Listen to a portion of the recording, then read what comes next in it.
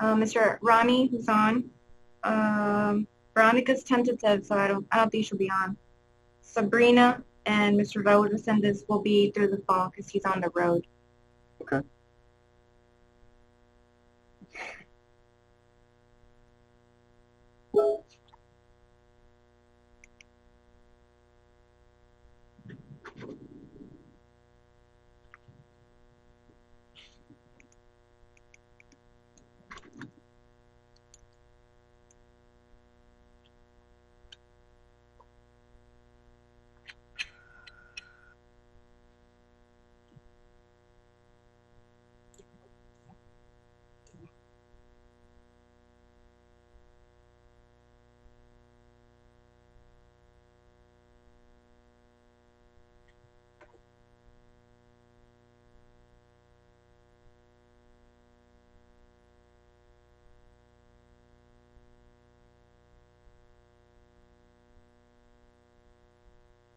Are we allowed to have a WhatsApp group for EDC? You know, does Texas have any sunset laws? I don't even know. Yes. Oh, okay. We do have sunset laws. You mean that apply to cities? Yeah, like as far as like, you know, like boards like this, like if we're in WhatsApp, are we allowed to be in the WhatsApp? Because, you know, technically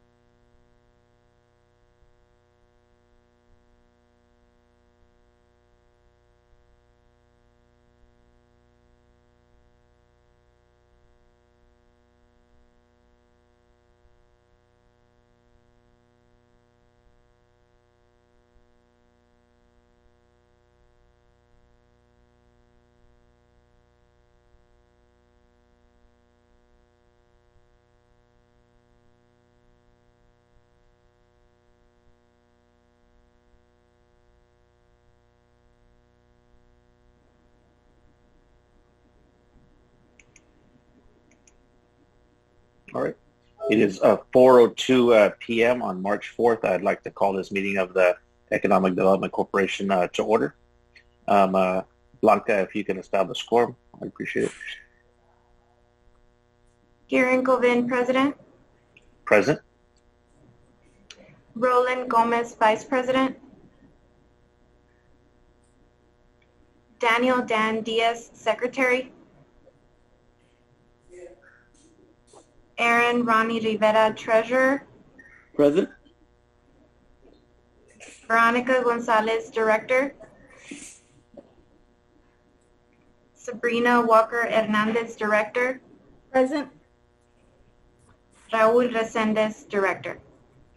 Present. We have quorum. Perfect. Awesome. And if you could certify public notice. Yes, the notice was posted in accordance with the Texas Opens Meetings Act on March 1st at 2:16 p.m.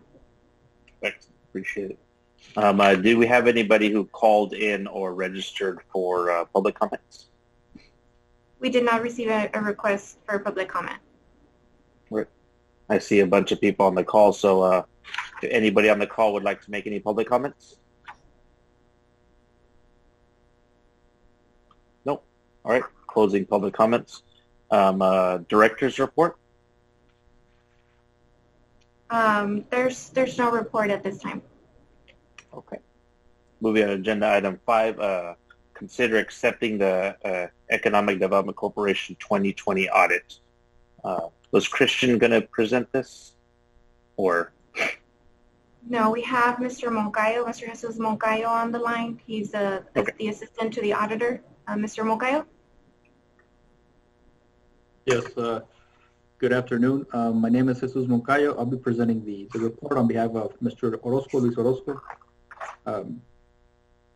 I believe you all should have gotten a copy of the report. What I'm going to be doing is I'm going to be going over the main components of the report, pointing out the main areas. My intention is not to go over the complete package, but just point out the main areas and go over I believe Ms. Davila is bringing it up. Yes, okay. With that in mind, we can go over to page 1 of the report. This is going to be our report. We'll render our opinion. It's going to be the next page, Mr.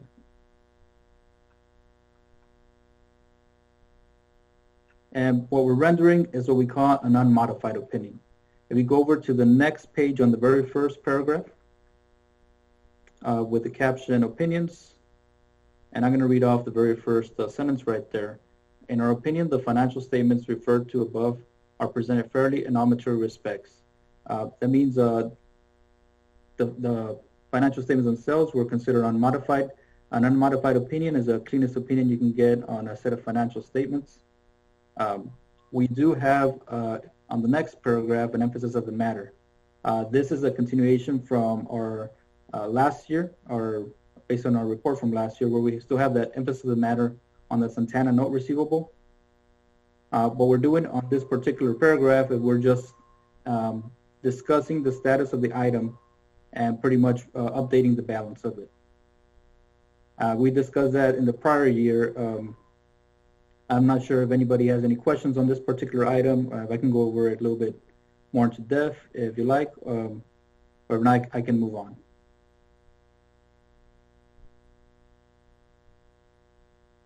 Okay. I guess I'll be moving on.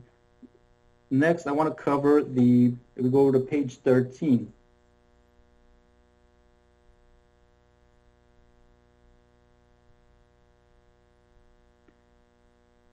Page 13 is we consider our balance sheet.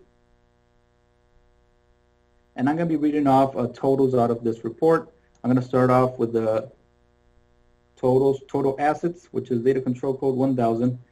We have a total assets for the year of $33,707,262. Most of that is compromised out of your cash and restricted cash, with the remaining portion is mostly of that note receivable that we discussed earlier. Next, total liabilities. We have total liabilities of $126,582. That total liabilities is what you owe to the city for your management fees and your payroll as of September 30, 2020. And the total fund balance for the year is $33,586,080, with $6.7 million, almost $6.8 million of that unrestricted. Next, I would like to cover page 15. And this right here is what we consider the statement of revenues, expenditures, and changes for the year. And it's an income statement. Again, I'll read over totals. Total revenues for the year were $8,090,472. Total expenditures were $7,908,967. We had some other resources of $1,156, which gave us a total change for the year of $182,661. We started off the year with $33,398,019, and we ended off the year with $33,580,680, which is the same number we went over just right now in the other statements. These are pretty much what we consider the fund level financial statements. We do have another set of financial statements which we consider to be the government-wide. These financial statements are more business-like, which will give a more complete picture of the EDC. We can go over to page that's page 11.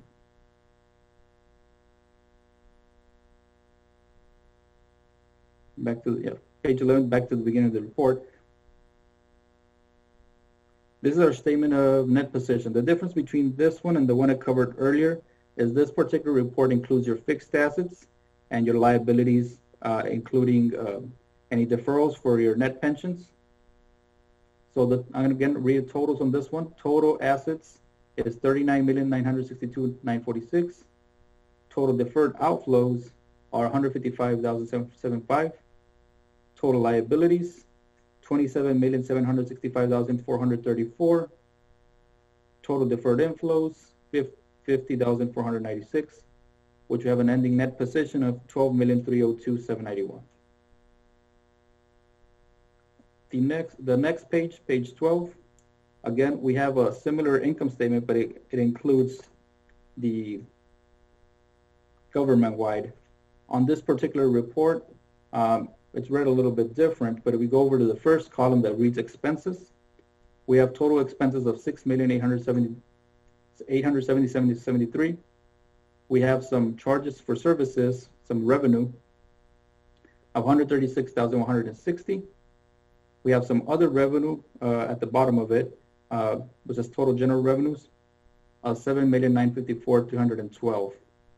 That gives us a change of a positive $1,219,699. We started off the year with $12,026,529. We had a prior period adjustment of $943,437, and we ended off the year with $12,302,791. That prior period adjustment is in reference to those fixed asset schedule that got updated. That is the net effect of those items that got removed. And we have some more information on that on the notes of the financials. At this point, I'm not going to go too much into detail of that, but if you do, you can look over the notes and you can see a breakdown of that item. The next report I would like to cover is on page 51.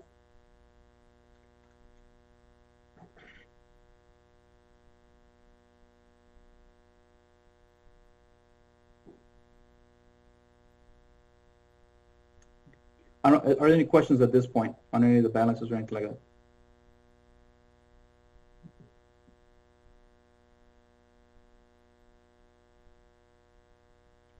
The report on page 51 is this a report where we make we have governmental auditing standards. In this report, we don't really render an opinion. We read off the second paragraph.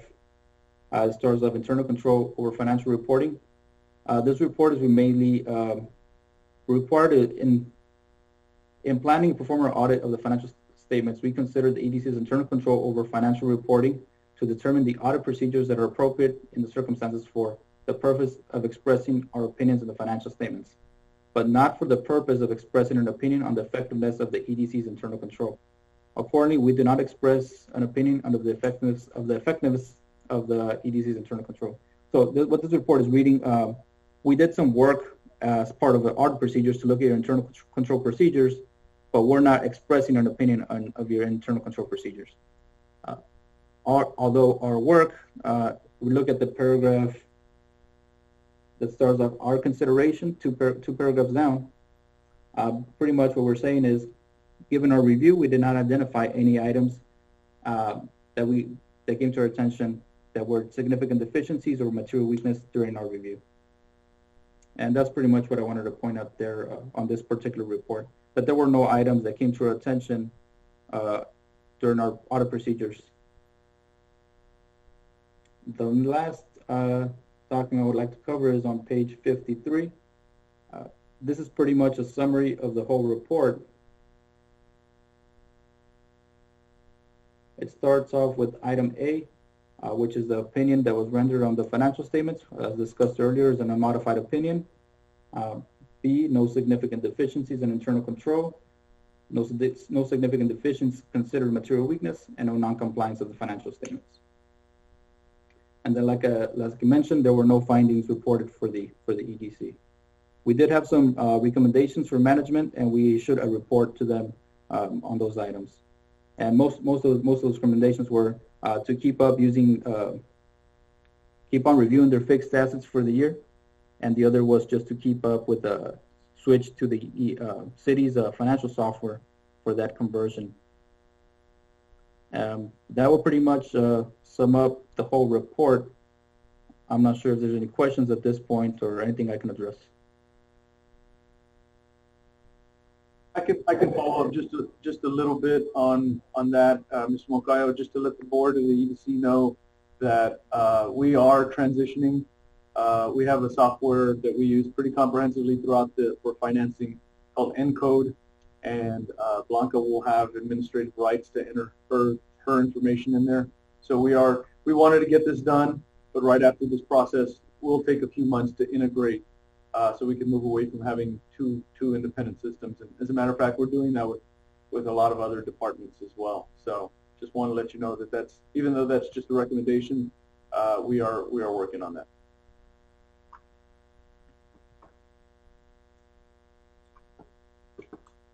Did anybody have any questions for Mr. Moncayo or any more comments? No, I really appreciate that, Mr. Moncayo. No problem. That being said, I'll entertain a motion to accept the EDC 2020 audit. I make a motion to accept the 2020 EDC audit.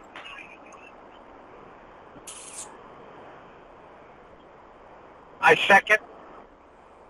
All those in favor signify by saying aye, or please raise your right hand. Any opposed, Aye. same sign. Aye. Motion carries. All right, moving on to regular agenda item B, discussion and possible action considering regarding the real property of Independence Drive, Lot 9.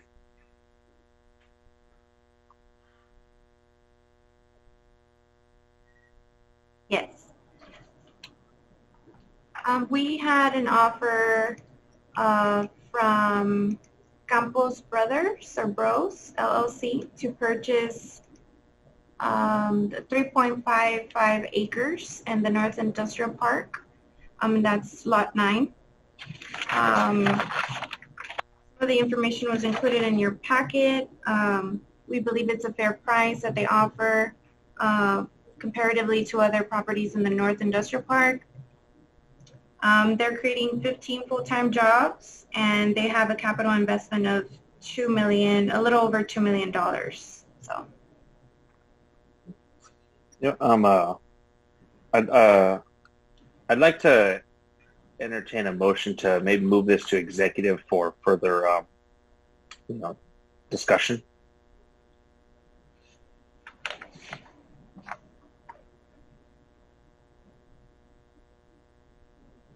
I'll make a motion to move this into executive session. A second. All those in favor signify by saying aye. Please raise your right hand.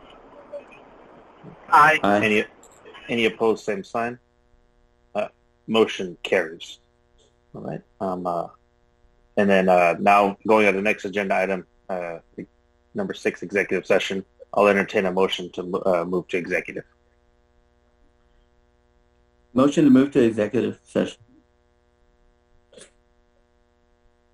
A second. All those in favor signify by saying aye. Raise your right hand. Any opposed, same sign. Motion carries. It is 4:17 p.m. We'll be moving to executive session.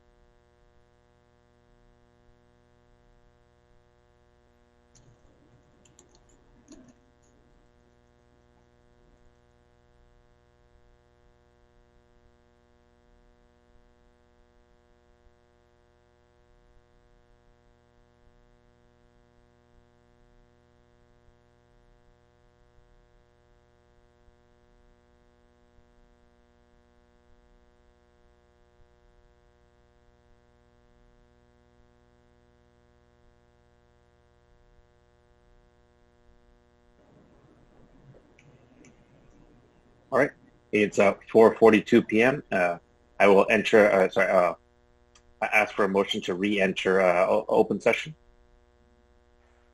Make a motion. I second that motion. All those in favor signify by saying aye. Raise your right hand. Aye. Any opposed? Same sign. Motion carries. All right. It's still 4:42 p.m. and we're back in open session. I'd like to ask for a motion to authorize staff to negotiate and enter into a contract for real estate as discussed.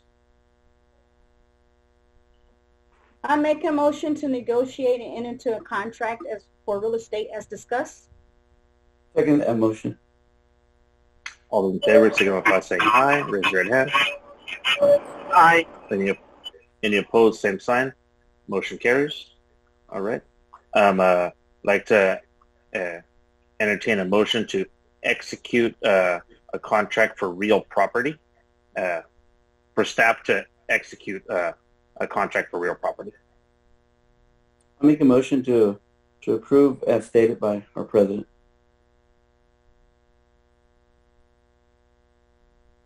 I second. All those in favor signify by saying aye. Please raise your right hand. Aye. Any opposed? Same sign. Motion carries. All right. I'd like to entertain a motion to proceed with acquisition of real property, or for staff to proceed with acquisition of real property. I make a motion to authorize the staff to proceed with the acquisition of real property as discussed. Second that motion. All those in favor signify by saying aye. Raise your right hand. Aye. Any opposed? Same sign. Motion carries. Is there any other business that needs to be discussed? Nope. All right. I will entertain a motion for adjournment. I make a motion Motion to for adjourn. adjournment. I second that motion. Those in favor signify by saying aye. Raise your right hand.